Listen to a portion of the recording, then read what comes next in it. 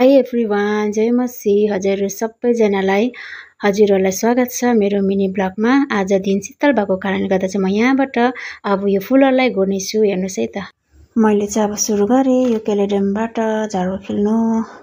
कतिपल्ट झाडु पलाउँछ, भक्कै लाग्छ झाडु खेल्दाखेरि नगरी पनि नहुने, झाडले खाने।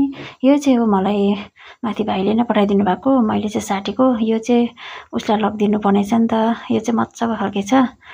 यसको चाहिँ त्यति सुटहरू मैले सारेको छुइनँ। अब आगो चाहिँ अलिक बेसी र छाड्नु पर्नेछ। कसै त हरियो पत्ता आउँदो रहेछ र चाहिँ अलिक कस्तो कस्तो देख्दो रहेछ, तर पनि अलिक छिप्पिँदै गएपछि अलिक रातो हुन्छ होला। यहाँ पनि कति बेसी झार याद नगरेको त पक्को झार पलाएछ। अनि यहाँनिर चाहिँ घामले डढेछ पत्ता पनि। अब चाहिँ मैले गोडिसक्नु आँटेँ यो केलेडमहरू पनि। अन्त त्यहाँदेखि अब यो गोडिसकेर चाहिँ म प्लान्टपट्टि जानुपर्ने छ। अनि स्यो खालके पनि छ मेरोमा चाहिँ।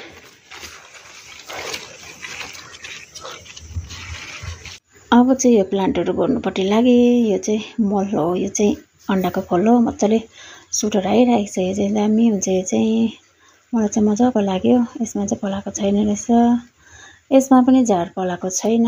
यो चाहिँ होलीको फुल अरूमा चाहिँ सुट गरे जस्तो लागेन। ट्राईको लागि चाहिँ मैले सानो सुट आएको थियो, मैले अर्कोमा सारिराखेको छु, हुन्छ कि हुँदैन।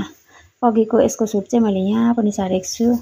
यो चाहिँ मैले सबै भित्र रुममा राख्नुको लागि चाहिँ घाँस सारेको हो। यो चाहिँ सबै किनेर ल्याएको नि त। झारहरू उखिलिएन भने पनि पुरा मर्दो रहेछ र चाहिँ माटोहरू कोटाउँदैन गऱ्यो भने चाहिँ अलिक फस्टिँदो रहेछ। यो पनि मजाको छ गाइस, हेर्नुहोस् है। मेरो प्लान्टहरू चाहिँ तपाईँहरूलाई कसलाई मनपर्छ कमेन्ट गर्नु सक्नुहुन्छ। यसको पनि भर्खर नै टुसा पलाउँदैछ, खुसी लाग्दो रहेछ फुलहरूको टुसाहरू पलाउँदा। यसको पनि पुरा सुट आएर चाहिँ मैले बाहिर निकालिदिएको। यो चाहिँ रुमको फुल हो नि त, बाहिर चाहिँ अलिक डह्रो भएर चाहिँ आउँदो रहेछ चाहिँ मैले 1-2 दिन बाहिर राखेको। अनि यो पनि मैले सारेको छु अझै। अनि त्यहाँदेखि यो पनि मरेर बाँचिरहेको छ। यो पनि राम्रो खाले प्लान्ट हो, नाम चाहिँ के हो मलाई थाहा छैन।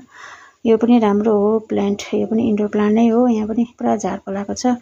अनि यहाँनिर मैले बोर्डमा चाहिँ के देखेँ भन्दा चाहिँ बारुलाले चाखा लगाइरहेको रहेछ हो।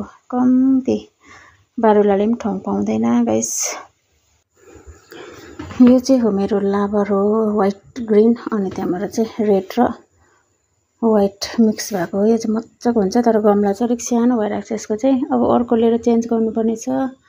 अनि यसको पनि 2 पट भएको छ। अनि यो फुल चाहिँ मलाई साकार भाइले ल्याइदिनु भएको मरेको थियो, तर अहिले चाहिँ यसको पत्ता पलाउँदा चाहिँ मलाई चाहिँ एकदम खुसी लाग्यो। 2टा पत्ता हुन आँटेछ, अर्को पनि हुनु आँटेको छ। यो चाहिँ मन पर्यो। यो पनि राम्रो हुन्छ घरभित्र राख्नुको लागि। यसको चाहिँ अर्को सुट आएकै छैन, यसको चाहिँ पुरा आएको थियो र चाहिँ मैले अलिक सारिराखेको छु। अनि यहाँ पनि एउटा छ, 2-3वटा चाहिँ सारेको छु। यहाँ चाहिँ अलिक राम्रो भएन। अनि यसको पनि पुरा सारेको छु, अझै पुरा पलाउँदो रहेछ। हजुरहरूलाई कसलाई मन पर्यो प्लान्ट तपाईँहरूले अर्डर गर्न सक्नुहुन्छ। म चाहिँ अब यो प्लान्टहरूको पहिलो पत्ताहरू कट गर्दैछु। यहाँ चाहिँ छोरीले मलाई भिडियो बनाइदिँदैछ। मेरो फुल चाहिँ यहाँ बाहिर पनि छ नि त। अब सबै सफा गरेर चाहिँ यहाँनिर मिलाएर राख्नुपर्ने छ। फाइनली मैले चाहिँ फुलहरू सबै गोरेर चाहिँ यहाँनिर मजाले मिलाएर राखेको छु। यहाँनिर इम्प्रेसन पनि छ, कतिवटा इम्प्रेसन चाहिँ अब मर्दैछ, यो फुलहरू फुलिसक्यो। अनि त्यहाँबाट चाहिँ मैले प्लान्टहरू चाहिँ यसरी मिलाएर राखेँ गाइस, यहाँनिर देख्न सक्नुहुन्छ। यो लालुपाते चाहिँ म अलिक हरियो भएपछि चाहिँ यसको सुटहरू सार्नेछु। अब यो भिडियोलाई म यहीँ इन्ड गर्नेछु। Thank you so much for watching.